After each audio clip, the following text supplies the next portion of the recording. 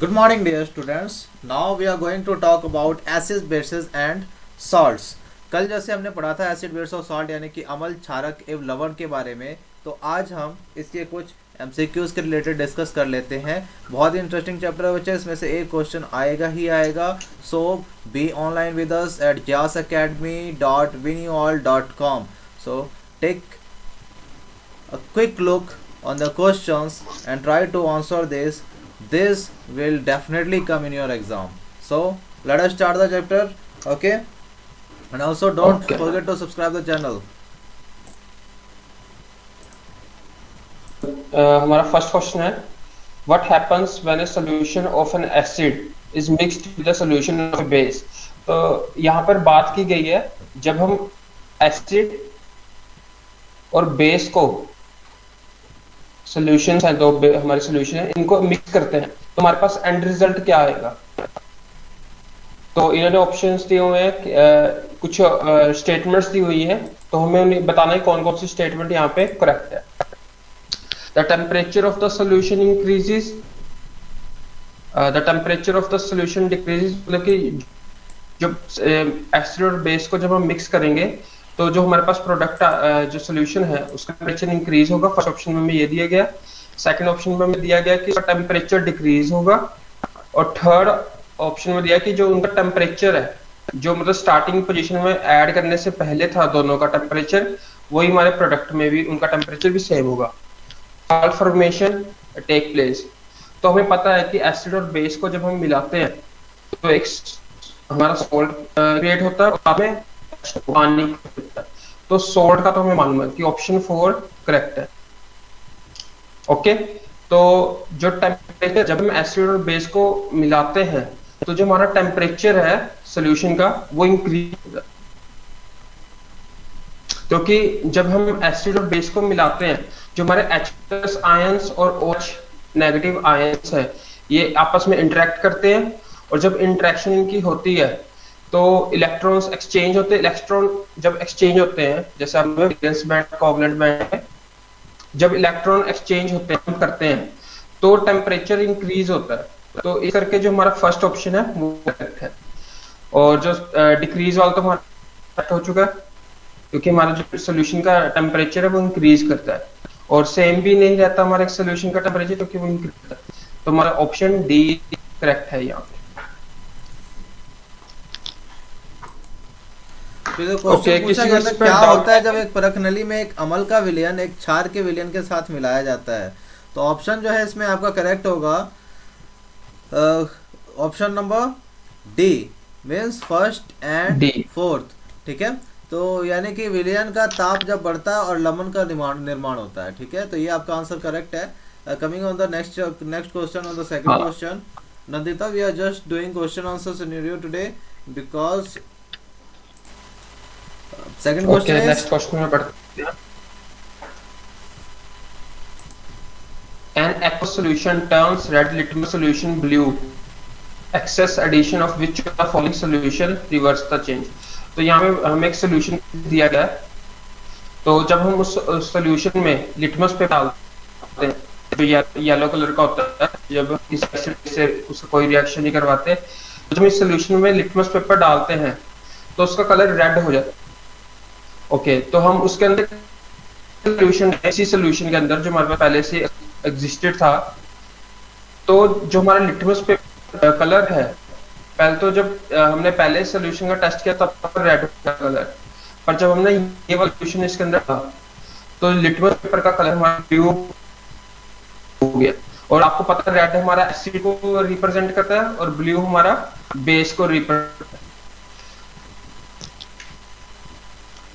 तो हमें यहाँ पे पूछा गया है कि इस सोल्यूशन जो हमारे पास स्टार्टिंग में सोल्यूशन था उसमें क्या डाला गया, कि जो हमारा जो सोल्यूशन है, जो एंड सोल्यूशन है, वो हमारा बेसिक नेचर हो गया उसका।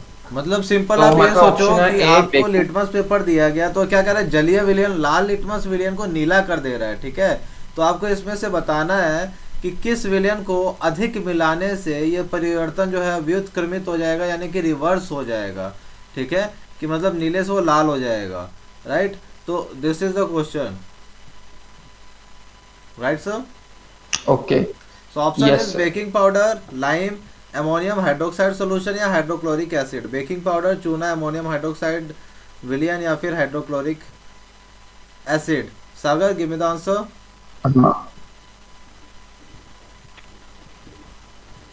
सर क्वेश्चन एक बार रिपीट कर दीजिए sir. Question is saying an aqueous solution turns red litmus solution to blue or accent addition of what or which of the following solution would reverse the change, means it will change blue to red again.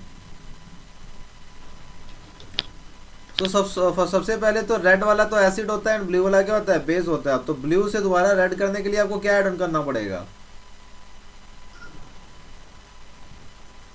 Hydrochloric हमें acid. फिर से उसके अंदर acid add on करना पड़ेगा। Okay, हाँ acid मान add लीजिए करना जो फर्स्ट पड़ेगा। आपके दैट पास इज था, व्हिच ऑफ ये the following is acid? Acid था स्टार्टिंग में जो आपका solution. Hydrochloric acid is the answer of Sagar. Okay, correct answer है हाइड्रोक्लोरिक एसिड ही करना पड़ेगा, क्योंकि जो ये बेकिंग पाउडर है ये बेसिक, लाइम भी जो लाइम है हमारा चूना ये भी बेसिक है, और अमोनियम हाइड्रोक्साइड सोल्यूशन है वो भी हमारा बेसिक में आता है। तो हमारे पास सिर्फ डी ऑप्शन है जो एसिड है, तो यही हमारा बेसिक ही होगा मैक्सिमम, क्योंकि यहाँ पे हाइड्रोक्साइड है ना, OH नेगेटिव आयन, तो OH नेगेटिव आयन किसके होते हैं? बेस। तो इस समय पता लग गया कि सी है जो हमारा वो बेस सोल्यूशन है, तो बेस से हमारा हमें फिर से एसिड बनाना है उस सोल्यूशन को, तो हमें एसिड ऐड करना पड़ेगा। तो हमारा डी ऑप्शन करेक्ट है। Okay sir, next question. Okay sir, आप स्टार्ट कीजिए। द नेक्स्ट क्वेश्चन इज, एक आर्द्र दिन में हाइड्रोजन क्लोराइड गैस के विचरण के दौरान गैस को सामान्यतया कैल्शियम क्लोराइड युक्त रक्षित नली में से गुजारा जाता है। रक्षित नली में लिए गए कैल्शियम क्लोराइड का कार्य क्या है? यानी कि during the preparation of hydrogen chloride gas on a humid day, the gas is usually pass through the guard tube containing calcium chloride. The role of calcium chloride taken in the guard tube is to absorb the evolved gas, moisten the gas, absorb moisture from the gas, absorb chlorine ion from the evolved gas। यानी कि मुक्त gas को अवशोषित करना, gas को नमी प्रदान करना, गैस से नमी प्रदान करना, अवशोषित करना, और मुक्त गैस से क्लोराइन आयन को अवशोषित करना। So what is the correct answer? तो कैल्शियम क्लोराइड जो होता है हमारा सब्सटेंस, ये इसलिए जाना जाता है क्योंकि ये मॉइस्चर को अब्सॉर्ब कर सकता है, क्योंकि इसके अंदर काफी छोटे छोटे मान लीजिए छेद होते हैं, बहुत छोटे छोटे सेमी छेद होते हैं, तो ये मॉइस्चर को अपने अंदर लॉक कर सकते हैं, जैसे कार्बन के आयंस कर सकते हैं। तो जो कैल्शियम क्लोराइड का यहाँ पे काम होगा, ये मॉइस्चर को लॉक करने का काम होगा, मॉइस्चर को निकालने का काम होगा। तो आप ऑप्शन ए देखिए, अब्सॉर्ब द इवॉल्व्ड गैस। तो ये गैस को तो अब्सॉर्ब करेगा नहीं, क्योंकि हाइड्रोजन क्लोराइड को ये अब्सॉर्ब करेगा नहीं। मॉइस्चर गैस ये गलत है, क्योंकि ये पानी को सोखता है, पानी को और गैस में नहीं मिलाएगा। तो जो हमारा सी ऑप्शन है, absorb moisture from the gas, यहाँ पे ये ऑप्शन हमारा करेक्ट है। ये गैस से नमी को अवशोषित कर लेगा, ये हमारा ऑप्शन करेक्ट है। Next question sir. Okay, next question चल। ओके, तो नेक्स्ट क्वेश्चन इज योर, निम्नलिखित में से कौन सा लवण क्रिस्टलीकरण जल नहीं रखता? क्रिस्टलीकरण जल means the formation of crystalline, ठीक है। तो which of the following salt does not contain water of crystallization? Blue, vitriol, baking soda, washing soda और जिप्सम। नीला थोथा, बेकिंग सोडा, धावन सोडा या gypsum? The answer is, Simran, could you explain it? Okay, पहले एक बार बच्चे guess करके देखें कि इसका क्या आंसर हो सकता है। Option D. Okay, option D. You said gypsum. Okay, आप नहीं, आप आंसर मैं बता रहा हूँ कौन से किसने जवाब दिया? Sagar. ओके, और किसी का कोई जवाब? Nandita, any other answer?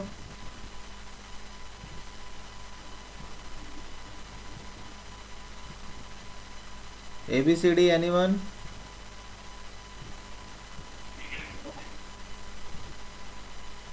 Nandita no sir.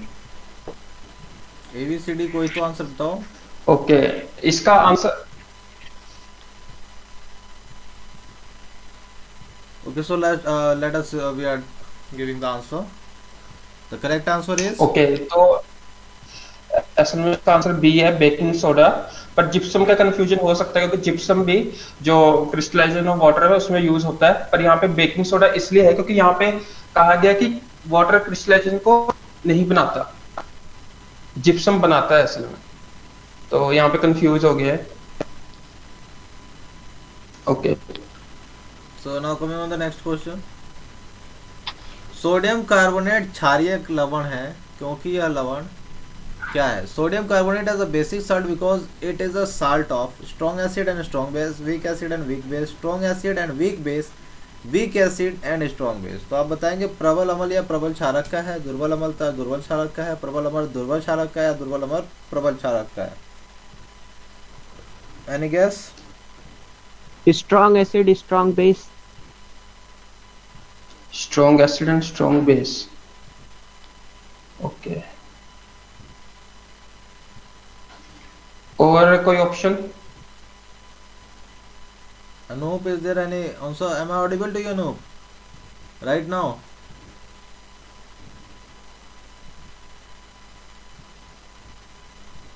I think Anup is not audible to us, or okay, he is saying that sounds नहीं आ रहा है।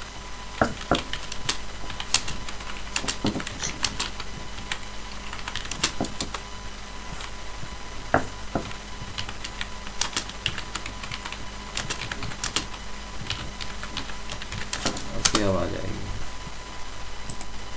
So sir, you just explain it.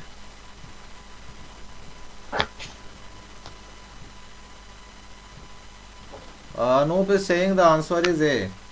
Anup's also option is A. Okay, तो जो sodium carbonate है, अगर आपने इसका reaction देखा होगा, तो जब हमारा एंड रिजल्ट जो आता है सोडियम कार्बोनेट का, जब हम एसिड और बेस को जब मिलाते हैं, तो एंड रिजल्ट में हमारे पास OH नेगेटिव आयंस हमें मिलते हैं।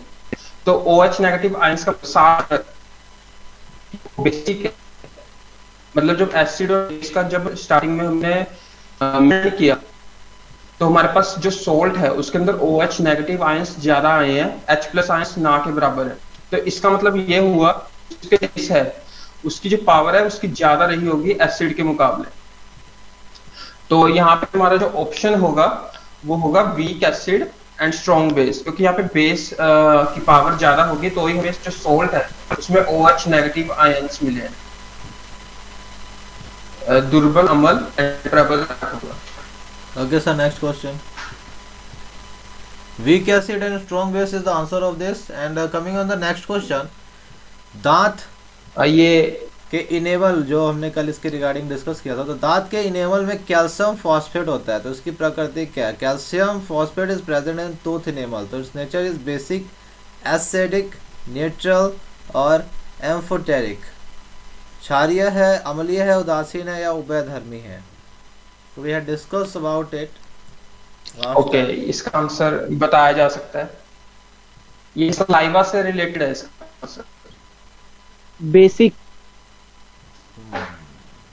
जब इसका answer slice, okay sir, you have written salivia, saliva. Sorry.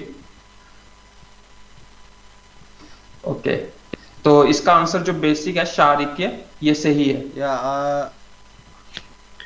क्षारीय सही है, करेक्ट है। Anup answer was C.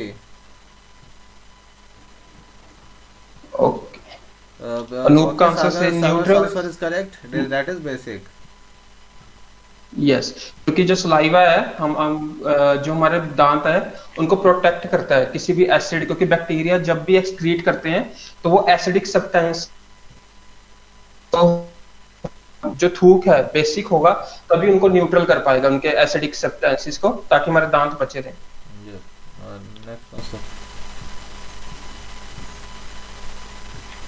Okay, next question. मृदा के एक नमूने को जल में मिश्रित किया गया था तथा इसे स्थिर छोड़ दिया गया। स्वच्छ अधिक लवी विलयन पीएच पत्र को पीला नारंगी कर देता है और निम्नलिखित में से कौन सा पीएच पत्र के रंग को हरा नीला कर देगा?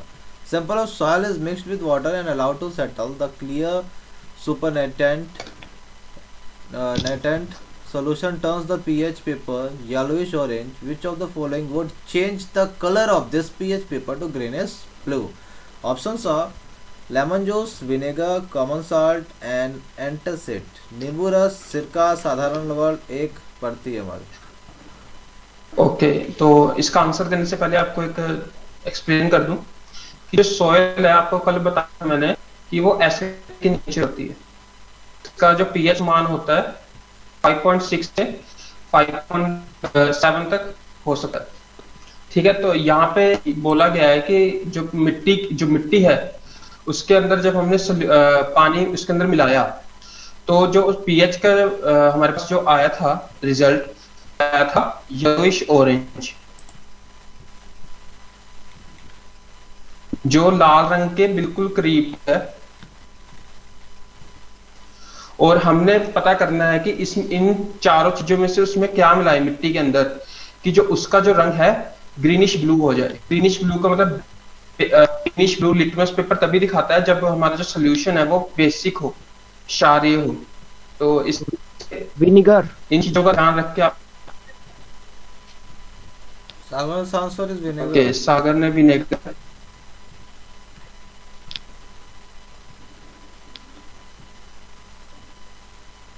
ओके, और कोई जवाब?